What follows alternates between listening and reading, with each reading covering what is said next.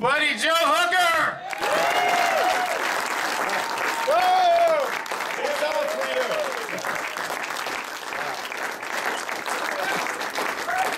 What do you think? That was unbelievable. Wow. All in a day's work. I'm exhausted. We also like to bring up, to help us with our discussion, the president of Stunts Unlimited, which is another legend, 40 years. Yeah, baby. Tommy Elliot, president of Stunts Unlimited.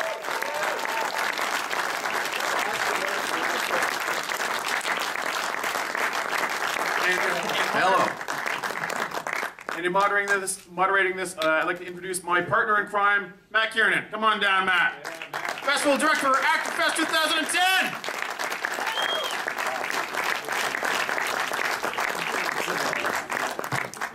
Hey, be bashful, man.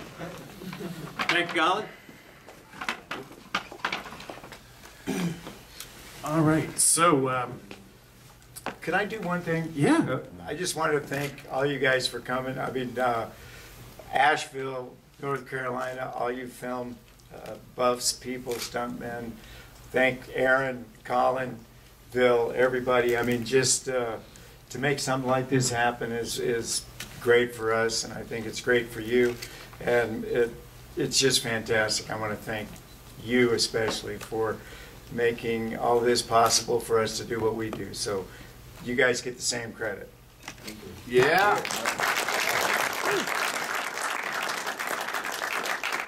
So Matt, we're gonna start at the beginning, aren't we? All the way back. We're talking like 1968, 69, before that? Actually, no, wait a minute. You, buddy, your dad was a stuntman, right? Yes. And that's pretty much how you got. I read in your bio that you, when you were 6, you were on Rin Tin Tin? Actually, it was like 12. But 6 is cool. A few years here and there doesn't make much difference at this stage. So I started pretty young, yeah. And actually in the 50s, believe it or not. We're still walking upright. So that's But your family came to California from Texas. My father and my uncle, they were horse people in Texas, and they at one point loaded all their horses up and came to Hollywood to get into the film industry. Back then it was all pretty much westerns, so they were horse people. They brought their horses out here. The next thing that we all knew is that one of their horses became the Lone Ranger's horse. That white horse belonged to my parents, and all the major stars were riding my father's horses. So eventually he became a stuntman and a stunt coordinator and then a director and producer and all that. So that was how I got into it. So it all started with dogs and horses? Dogs and horses.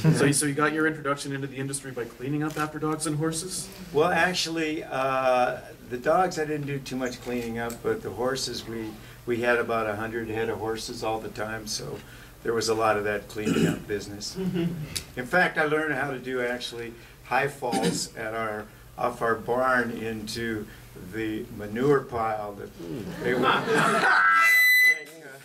they would take all the manures out of the stalls and pile them up where, it was like a 10-foot pile of dried manure, for a lack of a better word. Most kids get in trouble for that kind of thing. Yeah, and we did too, But my brother and I, that's how we did our first falls, was into the pile of shit. So that's where it all began. So was there a time that you realized that this is what you want to do? I think in the beginning it was just like a natural progression. My father was doing it, and one day he said, you're going to come out and bulldog me off a rock. I'm playing an Indian and you're playing the kid from the fort, and I just need you to stand up there, and when I ride by, you jump off and take me off the horse, and I'll do everything. All you have to do is just jump. So you were paid to play cowboys and Indians with your dad? Yeah. Well, that's one of the best parts of this whole industry, for me anyway, and I'm sure Tom and all the other stunt guys that do this is it's like every day we get to live a fantasy. We sometimes will die 10 times in a day. We'll get killed in every manner. We get to play cowboys, you get to play Indians, you get to burn up, you get to crash other people's cars, tear up other people's stuff. So to be a stuntman, most of the time it's really an incredible job. Just like the life of a Hollywood stuntman, like you see in Hooper, there's some downsides to it, but there's a lot of upsides, and I don't think any of us would ever do anything different. No way. Right? No way. So I want to talk too about Stunts Unlimited and how that got its start. Was that kind of the first stuntman?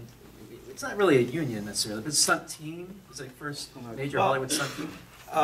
Basically, when Speaking of like that. all right. So nobody heard anything else. Okay.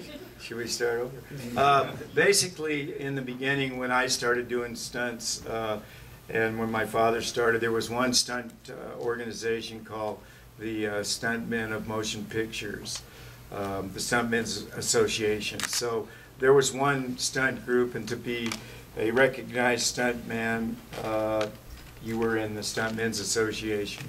I was a member of the Stuntmen's Association. And at a certain point, there was 14 guys.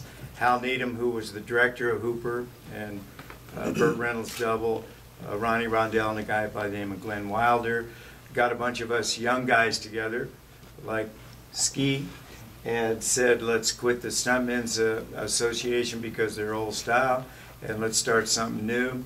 And that's when we started Stunts Unlimited. So there was two groups then. And then after that, there were several other. There's Grand X, there's ISA, there's several women's groups. And there's probably about 5 or 6, recognized groups of stunt people now. But in the beginning, it was the Stuntmen's Association, and then Stunts Unlimited came along, and we were 14 people that kind of took over the industry. You really revolutionized it. Yeah, I think everybody that became a member in the group was a recognized stuntman that had all the qualities. Back then, to be a stuntman, you had to do everything: horses, bikes, cars, fire, eye faults, fights, you name it. To call yourself a stuntman, you had to be able to do all that. So we were a great group of guys. Now we're up to about 45 members, and control a good portion of what's done in Hollywood. So we're very pleased and have a lot of great members. What do you look for in members of your team? Like what qualifies? Say someone here wants to join Stunts Unlimited. What's the qualifications? Well, like Buddy Joe said, when these guys started, Stuntmen's Association, there was a bunch of cowboys, right? And these guys broke away because they wanted to have a diverse group of guys with multiple talents, like you said, cars, horses, fights, fire, and all that. So to be a member of Stunts Unlimited, it's a club. We're still members of the Screen Actors Guild, but you have to be invited in by a couple of members. You have to have sponsors. You have to be in the business a couple of certain amount of years. And you have to make X amount of dollars.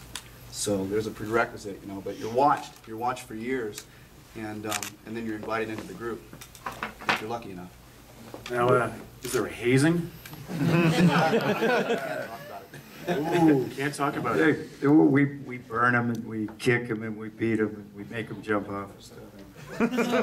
What was the first official Stunts Unlimited film or show, I should say? Ooh.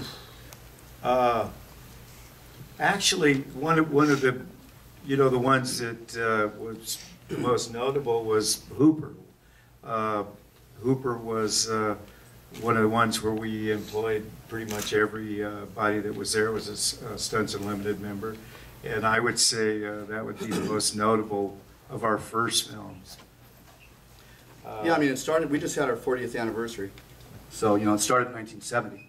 Hooper, I think, was 78. Yeah. So. I mean, we had done a ton of stuff in between, but I just can't think right now. Question, Matt? Well, the film before Hooper was, of course, Smokey and the Bandit. And Smokey and the Bandit was Oh really... yeah, I forgot about that. Yeah. Smokey, there is kind of like movie stunts before Stunts Unlimited, but specifically movie stunts before Smokey and the Bandit, and that really kind of raised the bar for, particularly obviously for car stunts. And what was that like? And see, did you guys do a lot, like work a lot with Hal Needham to come up with the stunts and everything? I worked, I did a lot of stuff with Hal.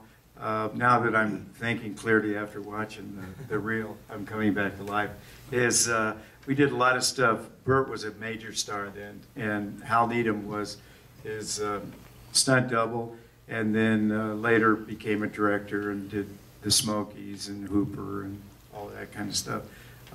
Gumball Rally, too. Well, French Connection and Bullet were two movies I think that really revolutionized car chases, you know, right? Yeah. Yeah, prior to that, I mean, you know, it was a bunch of cowboys and westerns, and that really kind of set the bar for doing car work, and that really started the whole thing.